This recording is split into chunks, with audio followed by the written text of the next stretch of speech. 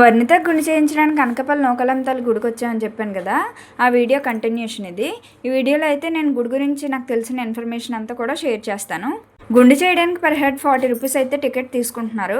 And అలాగే గుండు చేసే ఆయన కూడా డబ్బులు అడుగుతున్నారు. ఒకవేళ ఇస్తే ఇవ్వచ్చు, లేకపోతే లేదు, మీ ఇష్టం, డిమాండ్ ఏం చేయట్లేదు. నెక్స్ట్ అయితే ఇక్కడ దర్శనానికి అయితే వెళ్ళిపోయాము. ఒకవేళ దర్శనానికి మీరు టికెట్ తీసుకొని వెళ్ళాలనుకుంటే 50 rupees, 100 rupees 2 types of tickets ఉంటాయి. మేమైతే ఫ్రీ దర్శనానికి వెళ్ళాము. అవాళ సండే కదా, చాలా రష్గా ఉంటుంది. సండే అయితే గుడి చాలా రష్గా ఉంటుంది. ఇంకా మేము అమ్మవారి దగ్గరలోకి వెళ్ళేసరికి అమ్మవారికి నైవేద్యం పెట్టే సమయం అయిందని చెప్పి డోర్స్ అయితే ఒక హాఫ్ అన్ అవర్ క్లోజ్ చేశారు.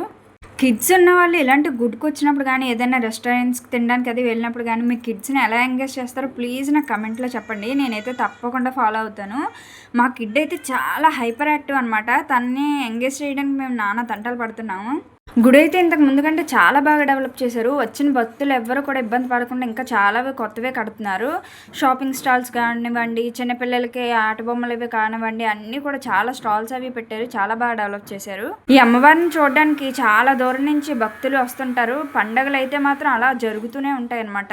ఇక్కడ ఇంకా నైవేద్యం పెట్టడం పూర్తయ్యాక హారతి ఇచ్చి అమ్మవారి డోర్స్ ఓపెన్ చేశారు. నాతో పాటు మీరు కూడా దర్శనం చేసుకోండి. చూసారా, అమ్మవారిని చూస్తూ ఉండిపోవాలనిపిస్తుంది. అలాగా అంత అందంగా ఉంటారు అనమాట.